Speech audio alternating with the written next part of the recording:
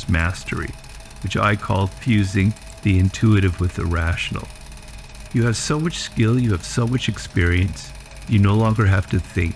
There's a reason why some books disappear. Knowledge that threatens to shatter illusions, to wake people up from the dream they've been forced into, is often hidden, suppressed, or dismissed as myth. But myths have a strange way of surviving. They echo through lost scriptures, hidden teachings, and ancient texts, waiting for the right moment to resurface. Now, one such revelation has emerged, offering a way to escape the matrix once and for all. The lost Kybalion. One of the most mysterious of these lost teachings is the Kybalion, a book that claims to hold the key to the universe itself.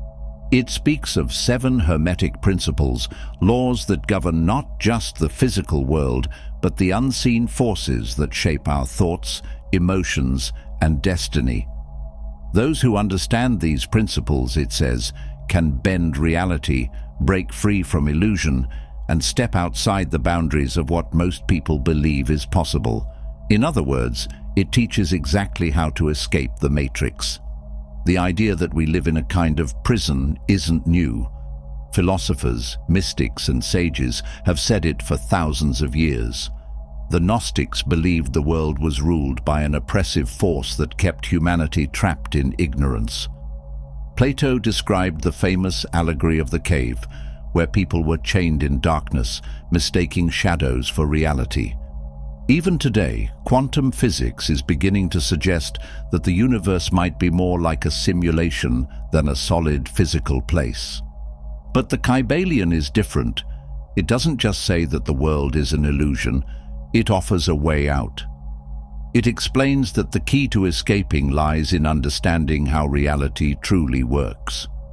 Everything begins with the first and most powerful principle: the all is mind. The all is mind. According to Hermetic philosophy, everything we experience, from the stars in the sky to the thoughts in our heads, exists within a vast, infinite mind. Reality is not something happening to us, it is something being projected from within us. If that is true, then changing the external world isn't about fighting or resisting, it's about shifting the way we think, the way we perceive, the way we resonate with reality itself. This idea is echoed in other ancient texts, many of which were lost or deliberately hidden. The Emerald Tablets of Thoth, said to be inscribed by an Atlantean priest king, tell of the power of vibration, how everything is frequency, and how those who master it can ascend beyond the limits of this world. The Tao Te Ching, one of the foundational texts of Taoism, teaches that reality flows like a river, and that those who learn to move with it rather than against it gain a kind of supernatural ease in life. Even in Christianity, hidden beneath layers of dogma, are teachings that hint at this truth. The kingdom of God is within you, Jesus said, pointing not to an external paradise, but to a state of awareness that can be accessed right now. The problem is, most people don't realize they are dreaming. They are trapped in patterns of thought, weighed down by beliefs that were given to them by society, by fear, and by history itself. They react instead of create. They follow instead of question. They believe the world outside of them dictates their reality, instead of recognizing that their own perception is the architect of their fate. But the Hermetic teachings say that this can be reversed. The moment you understand that everything is mind, you begin to reclaim your power. The moment you realize that your thoughts are not just reactions, but the building blocks of your experience, you can start shaping reality with intention. This is why certain knowledge has been suppressed.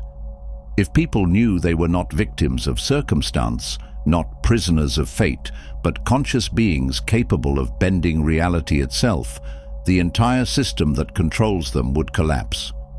Religion, politics, economics. So much of the world is built on the idea that people need to be led. that they need external authority, and that they must accept things as they are. But the ancient teachings say otherwise. They tell us that the true authority lies within. Of course, simply knowing this is not enough. Understanding that you are in prison does not automatically set you free. The next step is learning how to use this knowledge to change your vibration, to align with higher frequencies, to step out of the patterns that have kept you bound. This is where the deeper teachings of the Kybalion and other lost scriptures come into play. One of the most powerful principles in Hermeticism is the law of correspondence, often summed up by the phrase, as above, so below, as within, so without. It means that the inner and outer worlds are reflections of each other. If your mind is chaotic, your life will be chaotic. If you cultivate peace within, your external world will begin to reflect that peace. This is not just philosophy. It is the hidden mechanism behind manifestation, synchronicity, and even miracles. Many have tried to tap into this principle without fully understanding it. They attempt to change their circumstances without first changing themselves, and when they fail, they assume the law does not work. But those who have truly mastered this teaching have demonstrated what most would call supernatural abilities, manifesting wealth, health, and even bending time itself. This knowledge is not just theoretical. It has been used by sages, monks, and mystics across history. Yogis in India have spoken of siddhis, supernatural abilities that arise when a person fully controls their own mind and energy. The Taoist alchemists sought to achieve immortality by harmonizing their inner and outer worlds. Even Nikola Tesla, one of the greatest scientific minds in history, spoke of the importance of vibration, frequency, and energy as the keys to understanding the universe.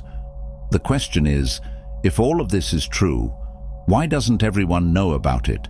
Why isn't this being taught in schools, preached in churches, or broadcasted on every news channel? The answer is simple. Those who benefit from keeping people asleep have no interest in waking them up. But the knowledge has never truly been lost.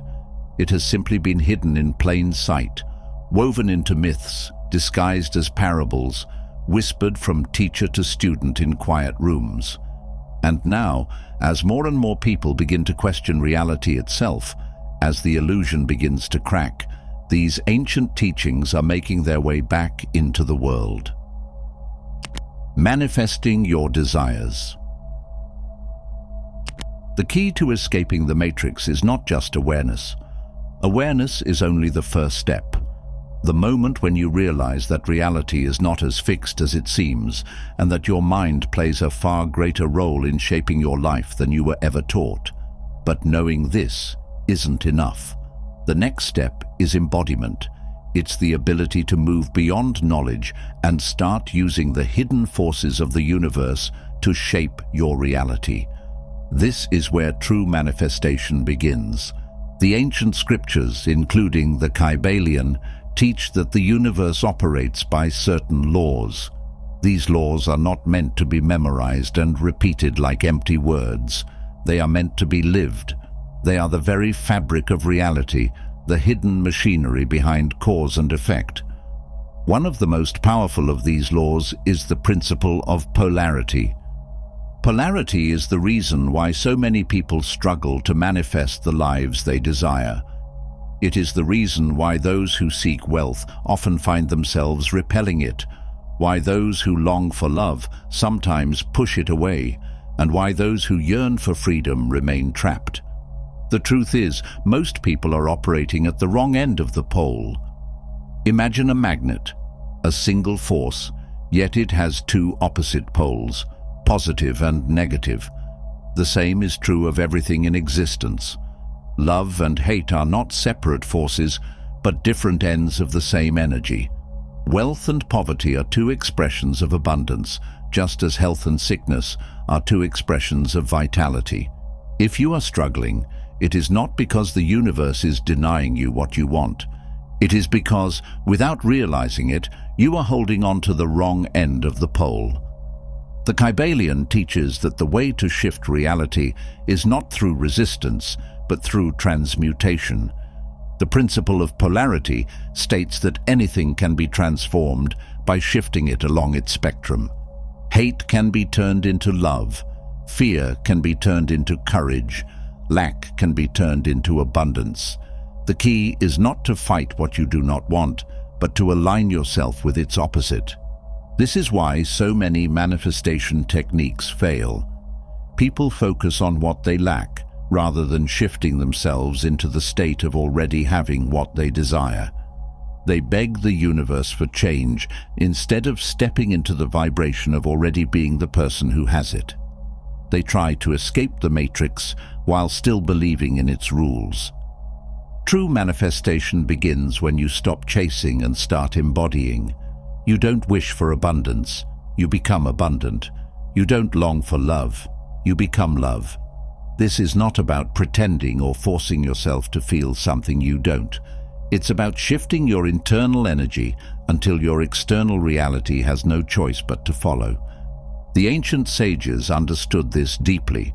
The Hermetic masters, the Taoist alchemists, the mystics who walked between worlds, all of them knew that reality is shaped not by force, but by resonance. They knew that if you want to change the reflection in the mirror, you must first change yourself. This is the true meaning of the phrase, as within, so without. One of the most powerful ways to embody this principle is through mental transmutation. The Kybalion teaches that the mind is the master key to reality. Every emotion, every belief, every experience exists on a spectrum, and by shifting your mental state, you shift your position on that spectrum. Let's say you want to manifest wealth, but you feel trapped in scarcity. The typical approach would be to struggle against this feeling, to affirm over and over again that you are rich while deep inside you still feel lack. But the principle of polarity offers a different path. Instead of resisting, you acknowledge where you are and begin to shift along the spectrum. You cultivate the feeling of abundance, not by chasing money, but by recognizing the wealth that already exists in your life. You focus on gratitude, expansion, on generosity. You move towards the pole of abundance until eventually you arrive. This is not magic, though it may seem that way at first. It is a law. It is how the universe works. And yet there is another layer to this. A deeper understanding is hidden within the ancient teachings. If manifestation were simply about thinking differently, then anyone could do it instantly. But thought alone is not enough. Thought must be fused with emotion, and emotion must be fused with action. The lost scriptures teach that the key to escaping the matrix and manifesting your reality is not just in what you think, but in how you move. Your body, your actions, your habits. They must all align with the frequency of what you desire. If you wish to manifest love, you must move through the world as someone who is already loved. If you seek freedom, you must act as though you are already free. The universe does not respond to words, it responds to energy. The Taoists understood this well. Their philosophy is centered around the idea of wu wei, effortless action. This does not mean inaction. It means aligning yourself so fully with the flow of reality that your desires manifest naturally, without force. The more you push, the more resistance you create.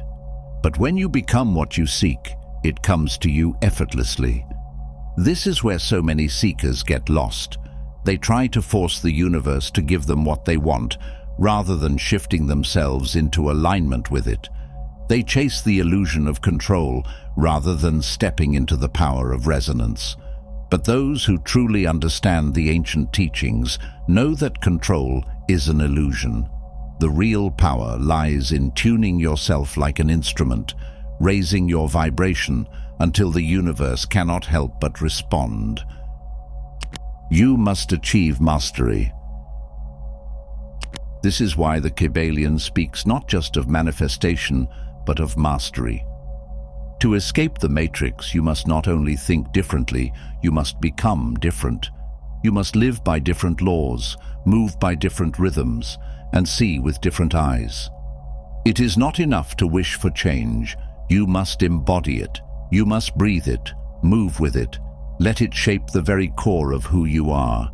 And when you do, the world outside of you shifts as well. This is how the ancient masters walked between worlds. This is how they bent reality to their will, not by force, but by resonance. The question is no longer whether this is possible. The question is, are you ready to step into this power? Are you ready to move beyond knowledge and into embodiment?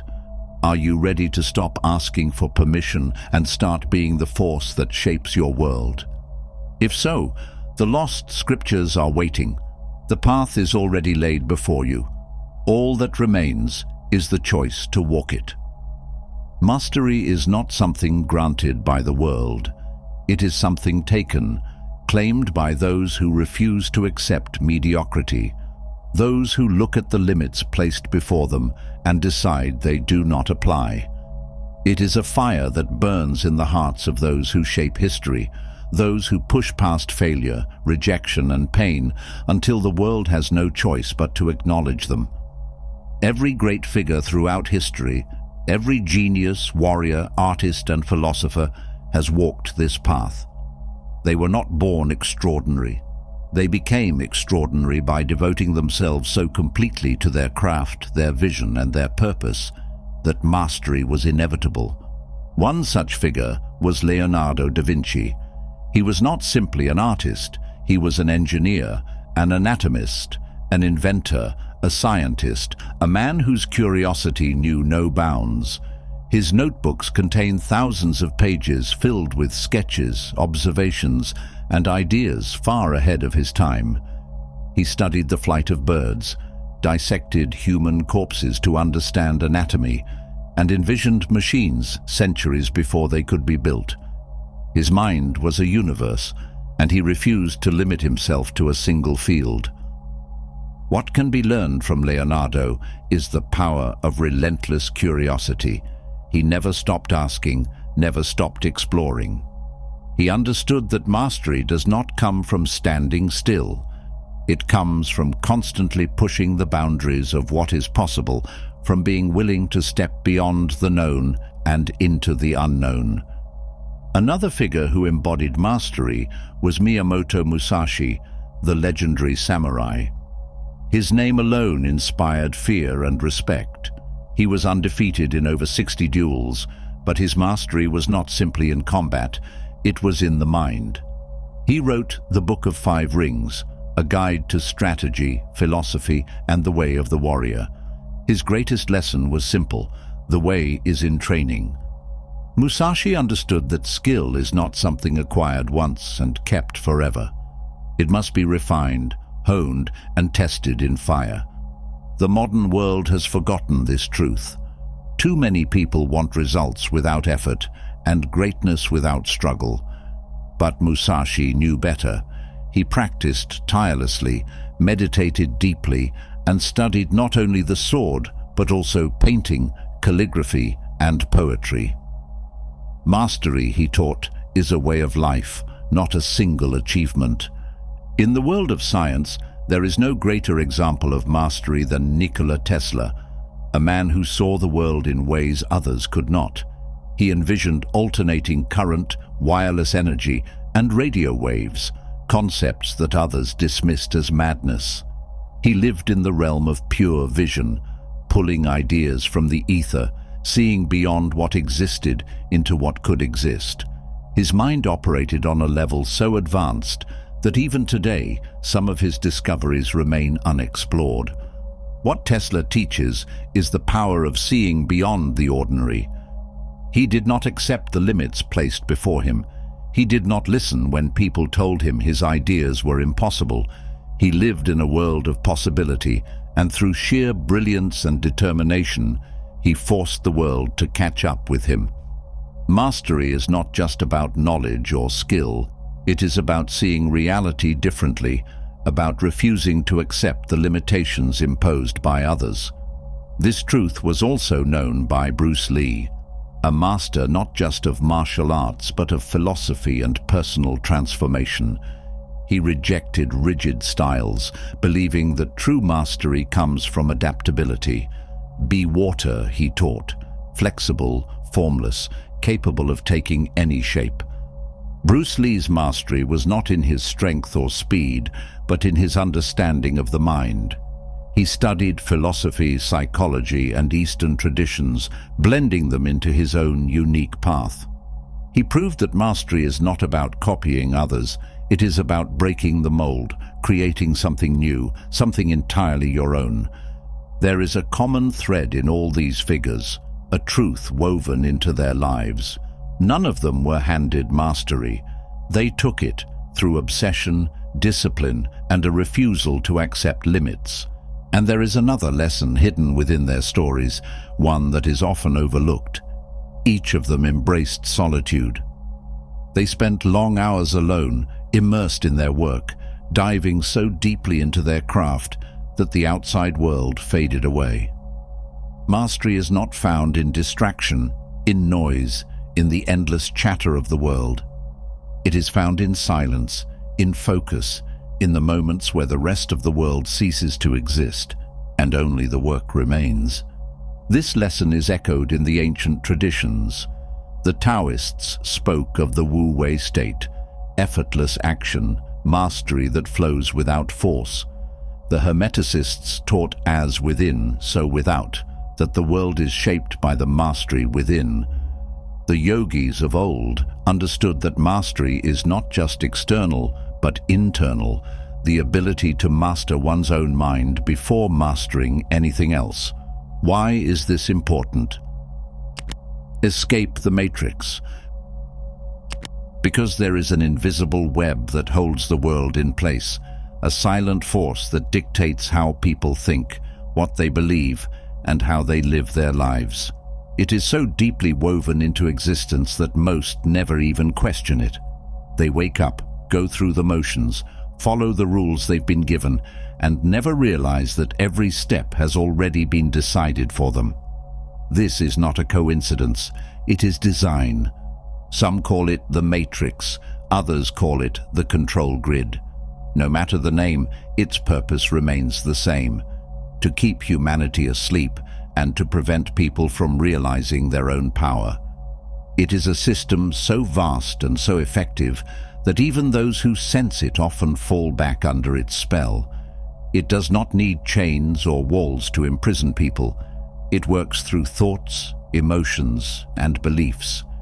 It convinces people that they are free while ensuring that they never step beyond the limits it has set for them. The great thinkers, mystics, and revolutionaries of history all spoke of it in different ways. Plato called it the cave, where people see only shadows on the wall, mistaking illusion for reality. The Buddha called it Maya, the great illusion that keeps souls bound to suffering. The Gnostics called it the archonic system, an artificial construct designed to drain energy and trap souls in endless cycles of ignorance. But no matter what name it was given, the message was always the same: wake up, escape, see beyond the illusion. The control grid is not built with physical barriers, but with psychological ones. It does not need to force anyone into submission when it can manipulate them into submitting willingly. It starts from birth, shaping minds through education, media, religion, and culture. It tells people what is possible, what is impossible, what is acceptable, and what is forbidden.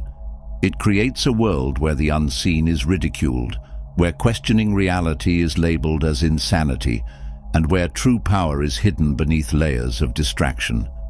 There is a reason ancient spiritual traditions warned against falling into the trap of the world. The Kybalion, the Tao Te Ching, and the Vedas all spoke of a force that pulls consciousness downward, keeping it bound to lower states of existence. The Hermeticists knew that the mind creates reality, But they also knew that if the mind is controlled, so is the world it creates. This is why the control grid puts so much effort into shaping thoughts. The more people believe in their own limitations, the less they will ever attempt to break free. This is why fear is its greatest weapon. Fear keeps people from taking risks, from questioning, from seeking truth. It makes them cling to comfort, even when comfort is a cage. It convinces them that suffering is normal, that struggle is inevitable, and that nothing can be done. And so they remain where they are, never realizing that the door to their prison has been unlocked all along. So the question is no longer whether mastery is possible. It is whether you are willing to become the kind of person who attains it to escape the matrix. Mastery is a decision. The world is filled with distractions and temptations to remain ordinary. It is easy to scroll endlessly, to chase fleeting pleasures, to let time slip away while others shape history. But those who seek mastery do not live this way. They move differently and think differently. They are willing to put in the hours, the struggle, the sacrifice, while others search for shortcuts. And perhaps that is the final secret of mastery. It is not a destination, it is a decision. One made not once, but every day. A decision to step beyond the limits of the ordinary, to train when others rest, to study when others waste time, to think when others are distracted. This is what separates the great from the forgotten, the masters from the mediocre. Those who understand and master these principles do not live as ordinary people. They become creators, bending reality itself to their will. Throughout history, certain figures have embodied these principles so completely that they serve as proof of what is possible.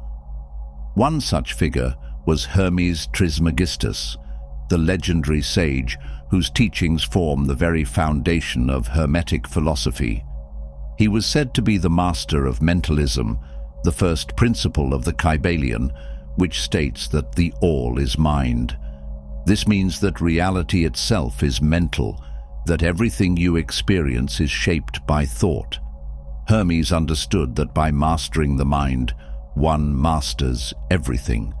This is why the ancient Hermeticists trained their minds with such discipline. They knew that the external world was merely a reflection of the internal. Change the mind, and the world changes with it.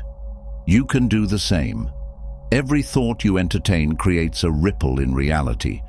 If you constantly focus on fear, doubt, and limitation, your world will be filled with obstacles. But if you cultivate thoughts of power, clarity, and certainty, the world will rearrange itself to reflect that. This is not magic, it is law, and those who understand it, like Hermes, move through life as if the universe itself obeys them. Another master of a Kybalion principle was Pythagoras, the mathematician and mystic who saw the entire universe as a vast, harmonious order. He embodied the principle of vibration, which states that nothing rests, everything moves, everything vibrates. Pythagoras understood that at the core of reality, everything is frequency. Music, numbers, thoughts, even the human soul, all are expressions of vibration. This is why Pythagoras taught that one could attune themselves to higher states of being through sound, meditation, and sacred geometry. He knew that by controlling the vibrations within, one could influence the vibrations without. This is the secret of manifestation, healing, and even altering one's destiny. If you wish to apply this in your own life, begin by becoming aware of the frequencies you surround yourself with. The words you speak, the music you listen to, the thoughts you allow into your mind, all of these carry a vibration that affects your reality. If you wish to change your life, change your frequency. Then there was Buddha, the awakened one, who embodied the principle of polarity. Everything is dual, everything has poles. Buddha saw what so many fail to grasp, that suffering and joy, darkness and light, Despair and enlightenment are not separate. They are two sides of the same coin. This is why he taught the middle way, the path of balance. He understood that by embracing both poles and transcending attachment to either, one attains true liberation. Most people are slaves to the swings of polarity. They chase pleasure and flee pain, never realizing that both are illusions. But mastery comes from understanding that you are not bound by these extremes. Just as Buddha sat beneath the Bodhi tree and saw beyond suffering, you too can rise above the constant fluctuations of life. When you learn to see both sides as part of a greater whole, you gain the power to navigate reality with wisdom and peace. One cannot speak of mastery without mentioning Jesus of Nazareth, a being who understood the principle of cause and effect better than anyone before or since. Whatsoever a man soweth, that shall he also reap. This was not just a moral teaching, it was a statement of universal law. Jesus understood that every action, every thought, and every intention sets into motion a chain of consequences that shapes reality. He did not simply preach kindness and faith, he demonstrated them, bending reality itself through miracles, showing that those who align themselves with the highest causes will receive the highest effects. What seeds are you planting? If you wish to master this principle, examine your own life. What seeds are you planting? What causes are you setting into motion?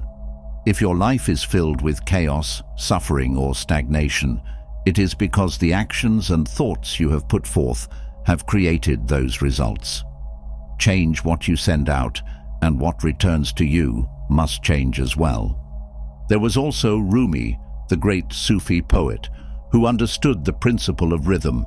Everything flows out and in, all things rise and fall.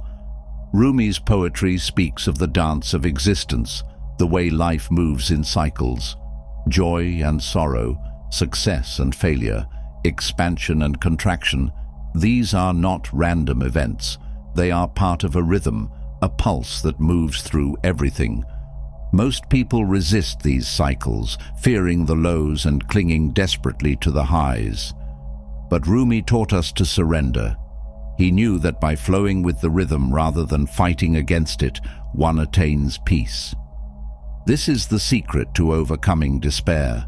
When you understand that every winter is followed by spring, that every moment of darkness gives way to light, you no longer fear change, you embrace it. Then there was Saint Teresa of Avila, a mystic who embodied the principle of gender.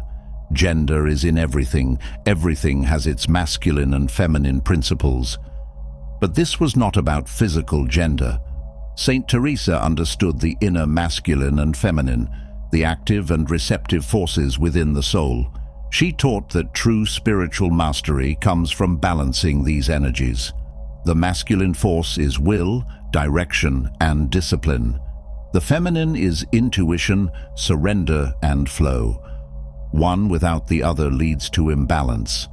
This is why Saint Teresa spoke of divine union, the merging of opposites within.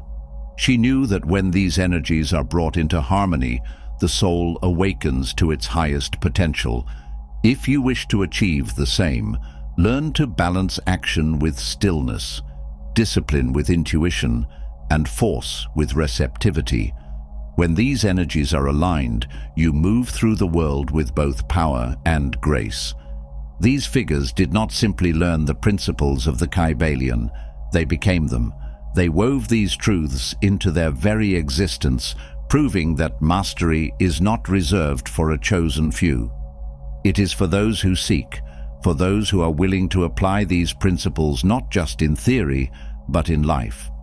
The real battle begins when you attempt to remove them, when you start pulling yourself away from the web that has fed off your thoughts, your emotions, and your energy for as long as you can remember. This is the moment where most people falter. Detachment is not as simple as waking up one morning and deciding to be free. The system has spent your entire life programming you to fear detachment. It has made sure that you tie your identity to the external world, to your job, your possessions, your reputation, and your place within society. It has convinced you that your worth is measured by how well you fit into its structure, how much you achieve within its rules, and how many people approve of the life you are living. From childhood, it has whispered in your ear that security, happiness, and success exist only within the framework it has built for you. And so, when you even think of stepping outside of it, fear rushes in like a tidal wave. But here is the truth the system doesn't want you to know. Detachment does not mean losing yourself. It means reclaiming yourself. It means breaking free from the illusion that your value comes from what you own, how others see you, or how well you play by the rules of a rigged game. The system thrives on your dependence, on the belief that without it, you are nothing. That is the greatest trick it ever played. Fear is its strongest weapon. Fear of being different, fear of standing alone, fear of uncertainty, fear of losing everything you've built within the illusion. But ask yourself, what exactly are you afraid of losing? A job that drains your energy, a reputation that is built on pleasing others, a sense of security that exists only as long as you conform. The system wants you to believe that without it, you will be lost. But the only thing you stand to lose is the illusion itself. And once you let go of that, you take back your power. Detachment is not about rejecting life. It is about refusing to be controlled by a system that was never designed for your freedom. It is about recognizing that the labels you've been given, worker, consumer, citizen, success, failure, are just roles in a play that someone else wrote.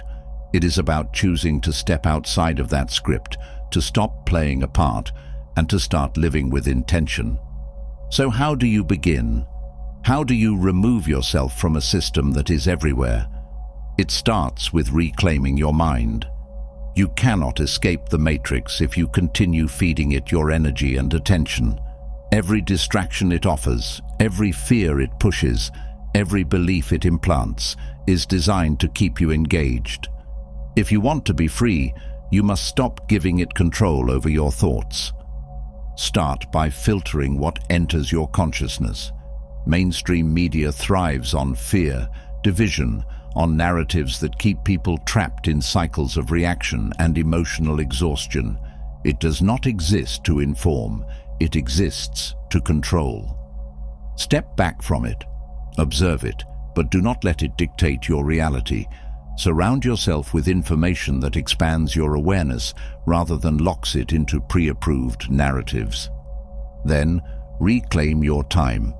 The system is designed to keep you busy, to keep you exhausted, to keep you so distracted that you never pause long enough to ask the big questions. Slow down. Disconnect from the constant noise. Reconnect with your intuition, that deep knowing that exists beyond logic, beyond programming, beyond fear. Learn to trust yourself again. Start detaching, and the system won't control you. Most importantly, let go of the need for approval. The moment you start detaching, the system will push back. The people still plugged in will resist your change, not because they are against you, but because your freedom threatens their illusion. They will tell you that you are wrong, that you are crazy, that you are throwing away what they have spent their whole lives chasing. Do not let them pull you back in. Their fear is not your fear. Their path is not your path. Detaching is not about escaping reality. It is about creating a reality that is yours. It is about stepping beyond the lines that were drawn for you and realizing that the world is not what you were told it is.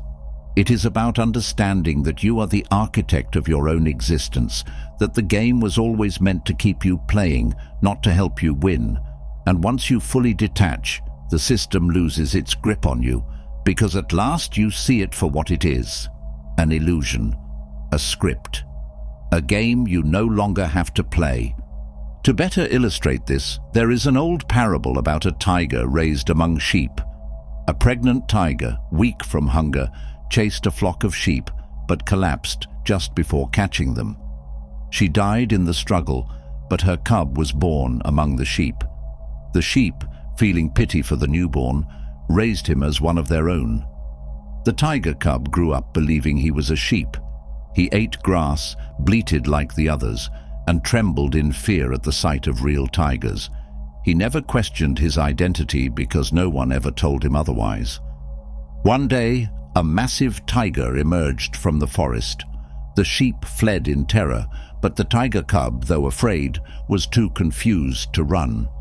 The older tiger studied him, puzzled by the sight of a tiger acting like a sheep. With a low growl, he asked, "What are you doing?" "I am a sheep," the young tiger replied, trembling. The older tiger laughed. "No, you are not." He dragged the young one to a nearby lake and forced him to look at his reflection. For the first time, the cub saw the truth. He did not look like a sheep. He was something else, something stronger. Still, fear held him back. To prove his point, the older tiger tore a chunk of fresh meat from a recent hunt and pushed it toward the cub. "Eat." The young tiger recoiled. "I don't eat that. I eat grass." "You have been lied to," the older tiger said. "Eat, and you will remember who you are." Hesitant, the young tiger took a bite. The taste was unlike anything he had ever known. Something ancient awakened within him. A deep, powerful growl rose from his throat. His true nature roared to life. He was never a sheep. He had only been trained to believe he was. This is the story of everyone still caught in the illusion of the Matrix. You were raised in a system that told you who you were. It taught you to be small, to fear your own strength, to believe you were powerless. But none of that was ever true. The system's greatest trick was convincing you that you needed it to survive, that without it, you were nothing. Just like the tiger cub, you must wake up to the truth of your own power. You must look into the mirror and see yourself clearly for the first time. And when the system tells you to go back to sleep, to keep playing your part, to keep fearing the unknown, you must do the one thing it is most afraid of. You must remember who you are. I hope you enjoyed the video. If you did, don't forget to subscribe to the channel. Thanks for watching.